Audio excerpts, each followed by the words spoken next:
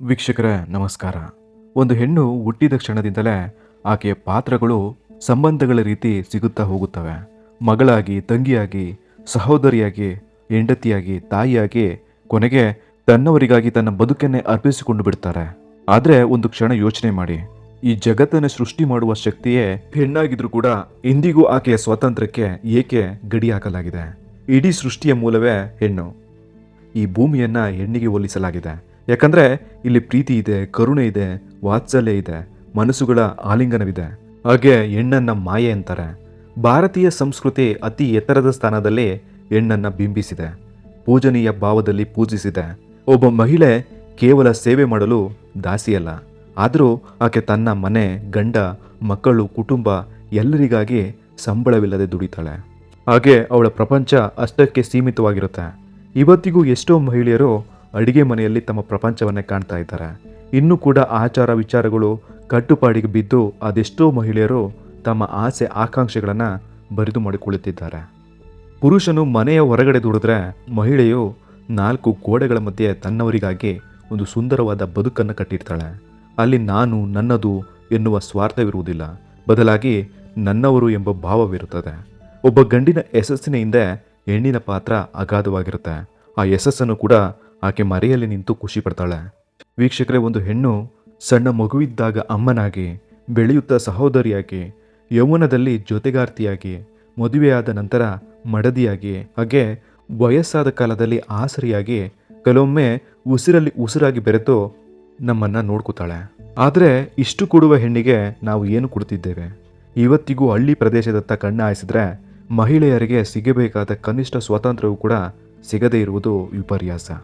ಮಹಿಳೆ ಎಷ್ಟೇ ಸಾಧನೆ ಮಾಡಿದ್ರೂ ಕೂಡ, ಎಷ್ಟೇ ಆರ್ಥಿಕವಾಗಿ, ರಾಜಕೀಯವಾಗಿ, ಸಾಮಾಜಿಕವಾಗಿ ಮುಂದೆ ಬಂದರೂ ಕೂಡ ಪುರುಷ ಪ್ರಧಾನ ವ್ಯವಸ್ಥೆಯಲ್ಲಿ ಬದುಕುವುದು ಇಂದಿಗೂ ಆಕೆಗೆ ಸಂಕೋಚವೇ.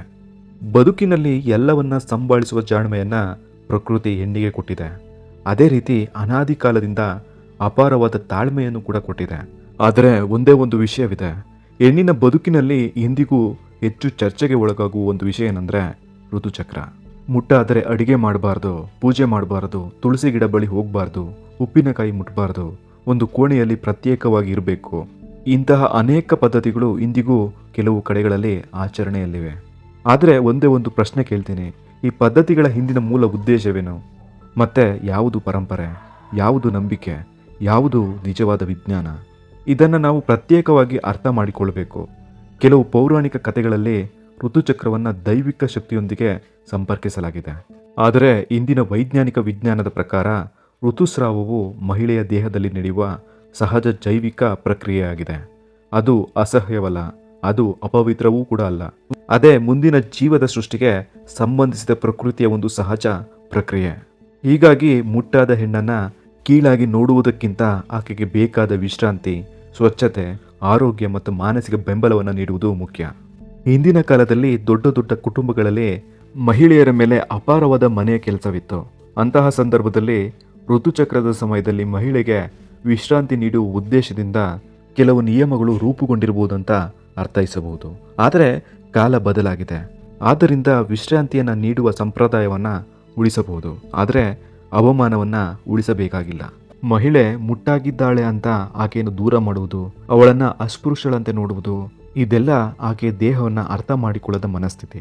ವೀಕ್ಷಕರೇ, ಒಂದು ಪ್ರಶ್ನೆ ಇದೆ. ಮುಟ್ಟಾಗುವುದರಿಂದಲೇ ಹೆಣ್ಣು ಗರ್ಭ ಧರಿಸುತ್ತಾಳೆ, ಗರ್ಭದಿಂದಲೇ ಹೊಸ ಜೀವ ಹುಟ್ಟುತ್ತದೆ, ಹೊಸ ಜೀವದಿಂದಲೇ ಈ ಭೂಮಿ ಮುಂದುವರಿಯುತ್ತದೆ.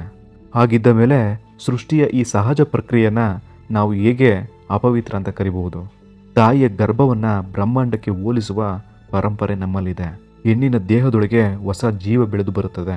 ಒಬ್ಬ ಮನುಷ್ಯನ ಮೊದಲ ಪಾಠಶಾಲೆ ಯಾವುದು ಗೊತ್ತಾ? ಅದೇ ತಾಯಿಯ ಗರ್ಭ. ಮೊದಲ ಸ್ಪರ್ಶ, ಮೊದಲ ಧ್ವನಿ, ಮೊದಲ ಅನುಭವ ಎಲ್ಲವೂ ಅಲ್ಲಿಂದಲೇ ಆರಂಭವಾಗುತ್ತದೆ. ಆದ್ದರಿಂದ ಮಹಿಳೆಯನ್ನ ಕೇವಲ ಭೋಗದ ವಸ್ತುವಾಗಿ ನೋಡುವ ಸಮಾಜ ತನ್ನದೇ ಸೃಷ್ಟಿಯ ಮೂಲವನ್ನು ಮರೆಯುತ್ತದೆ. ವೀಕ್ಷಕರೇ, ಹೆಣ್ಣನ್ನು ಗೌರವಿಸುವುದು ಅಂದರೆ ಕೇವಲ ಮಹಿಳಾ ದಿನಾಚರಣೆ ಅಂತ ಶುಭಾಶಯ ಹೇಳುವುದಲ್ಲ. ಆಕೆಯ ನೋವನ್ನು ಅರ್ಥ ಮಾಡಿಕೊಳ್ಳುವುದು, ಆಕೆಯ ಮಾತನ್ನು ಕೇಳುವುದು, ಆಕೆಯ ಆಯ್ಕೆಯನ್ನು ಗೌರವಿಸುವುದು, ಆಕೆಯ ಶಿಕ್ಷಣಕ್ಕೆ ಅವಕಾಶ ನೀಡುವುದು, ಆಕೆಯ ಕನಸುಗಳಿಗೆ ಬೆಂಬಲ ನೀಡುವುದು. ವೀಕ್ಷಕರೇ, ಇಲ್ಲಿ ಒಂದು ಪದ್ಯ ನೆನಪಾಗುತ್ತೆ. ಆಕಾಶದ ನೀಲಿಯಲ್ಲಿ ಚಂದ್ರತಾರೆ ತೊಟ್ಟಿಲಲ್ಲಿ ಬೆಳಕನಿಟ್ಟು ತೂಗಿದಾಕೆ ನಿನಗೆ ಬೇರೆ ಹೆಸರು ಬೇಕೆ ಅಥವಾ ಸ್ತ್ರೀ ಅಂದರೆ ಅಷ್ಟೇ ಸಾಕೆ? ವೀಕ್ಷಕರೇ, ಹೆಣ್ಣು ಅಂದರೆ ಕೇವಲ ಒಂದು ಸಂಬಂಧವಲ್ಲ, ಆಕೆ ಒಂದು ಶಕ್ತಿ, ಅನುಭವ, ಪ್ರಕೃತಿ, ಸೃಷ್ಟಿ. ಮತ್ತೆ ಆಕೆಯನ್ನು ಗೌರವಿಸುವುದು ಅಂದರೆ ಸೃಷ್ಟಿಯನ್ನೇ ಗೌರವಿಸಿದಂತೆ.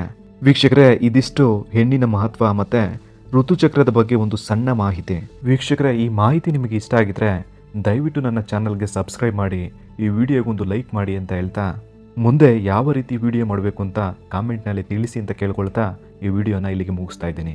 ಧನ್ಯವಾದಗಳು.